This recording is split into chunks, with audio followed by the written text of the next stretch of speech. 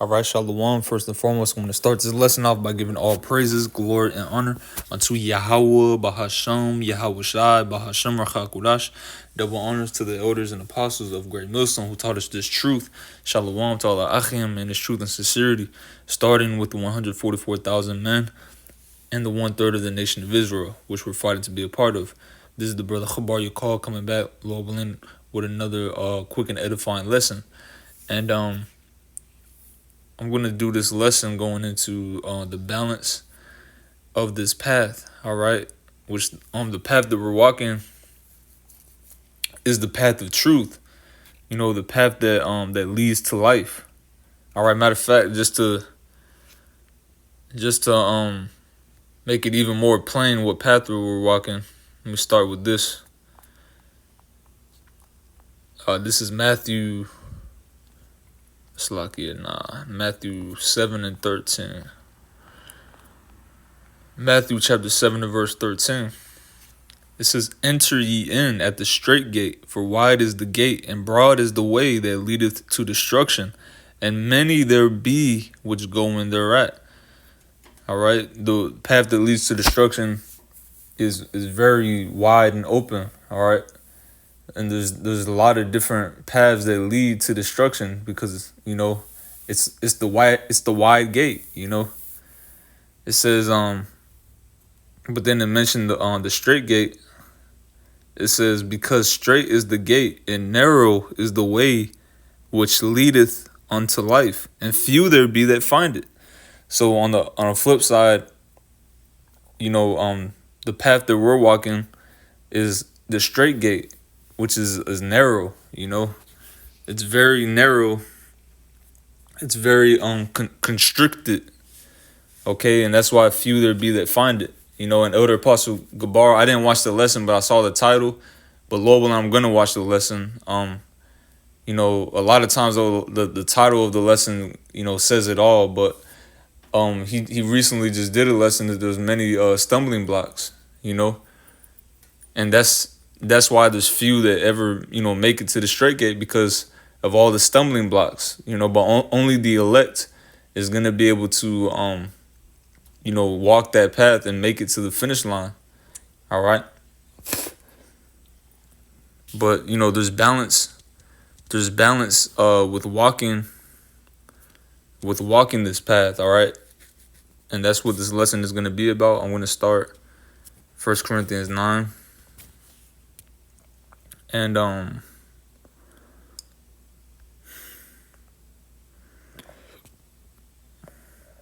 and 20.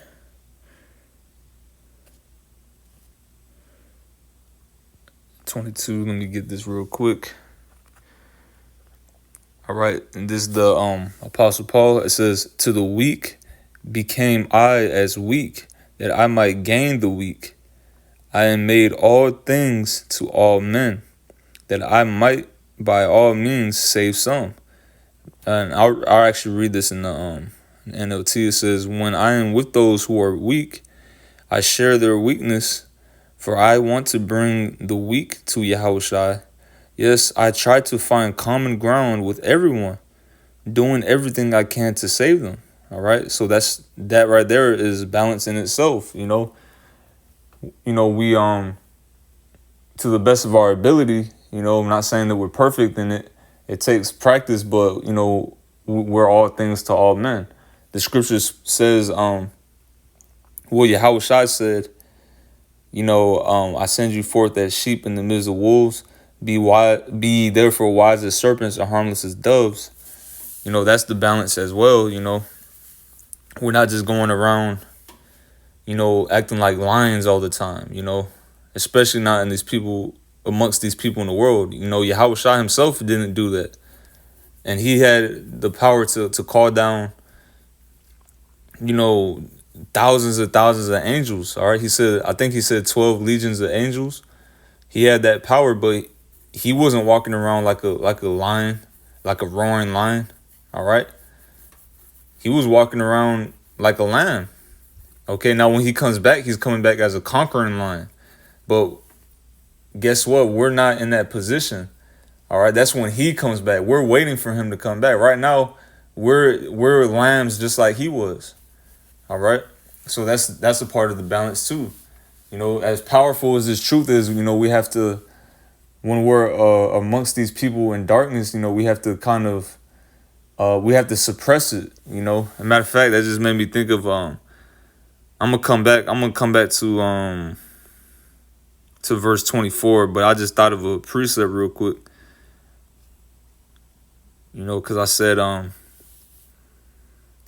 when we're around these people in the world, this truth is powerful. The scripture speaks about the scriptures being a sword. The two-edged sword. Piercing. To the bones and the marrows. Pierces that deep. But like I said, we're not walking around like a lion. All right, we're fishermen right now. It says that Jeremiah 16:16.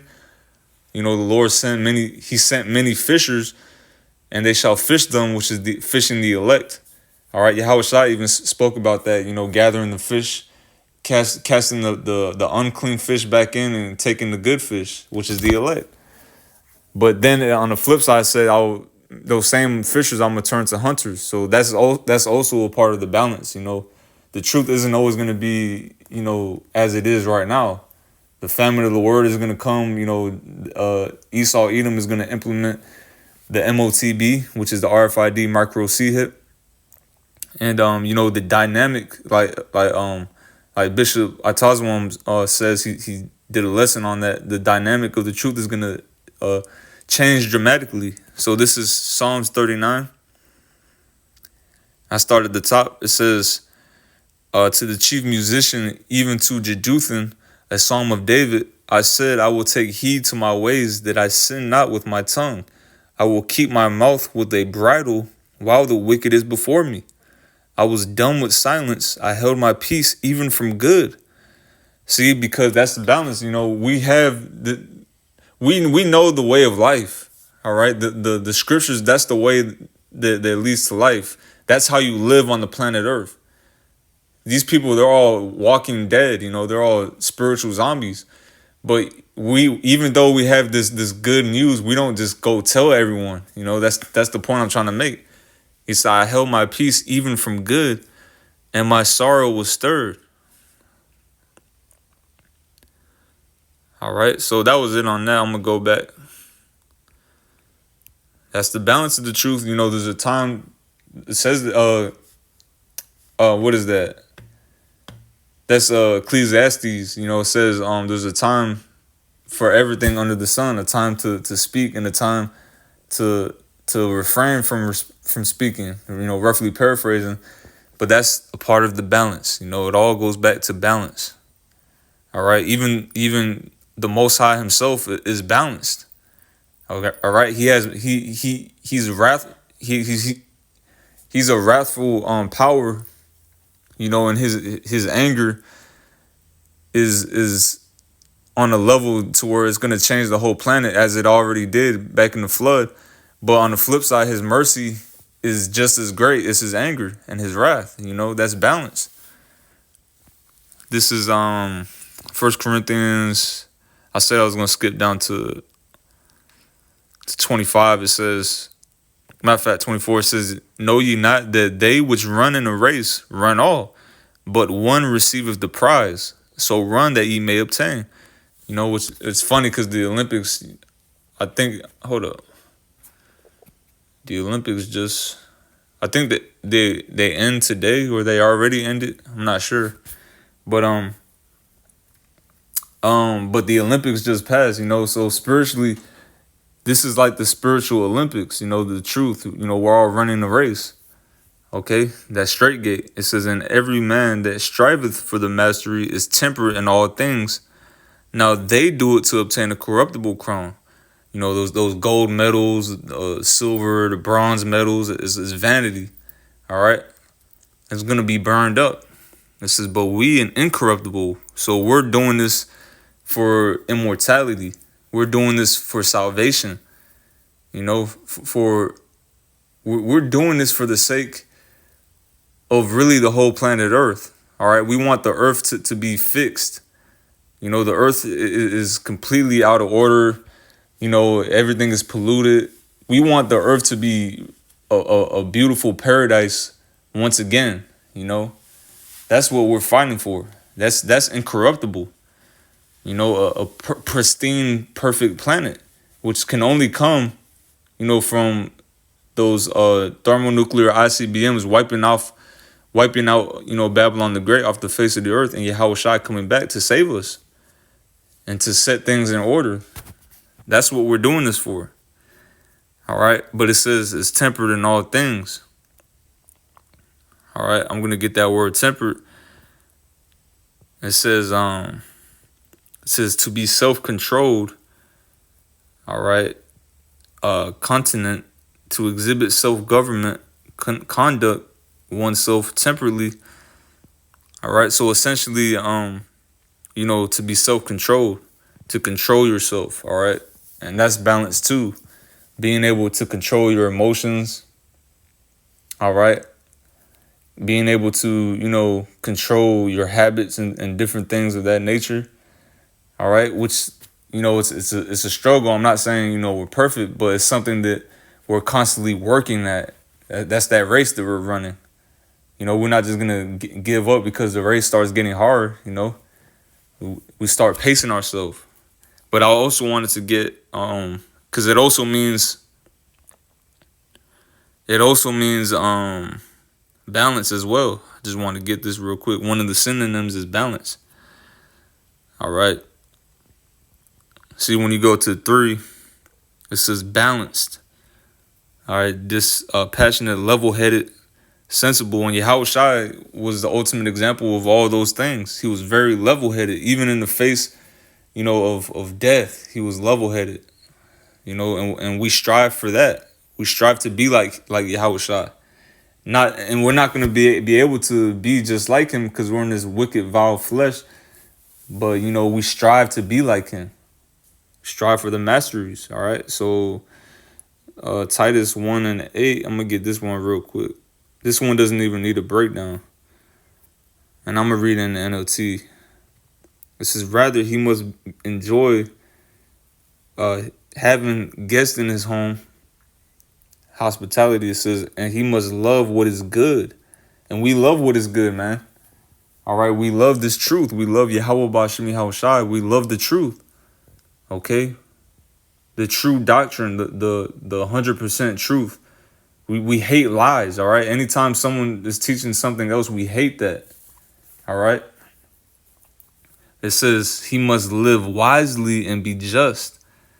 He must live a devout and disciplined life, you know, which is that word temperate, again, which also means balance. So Proverbs 11, of course, you know, let me get this. Proverbs chapter 11:1, it says, a false balance is an abomination to Yahweh Ba'Shem Yahweh Shai, but a just weight is his delight. So the Lord hates a false balance, but a just weight, you know, something that's weighed, you know, in the balance, you know, it's not too far to this side or that side. That's pleasant to him, you know. He delights in that. All right.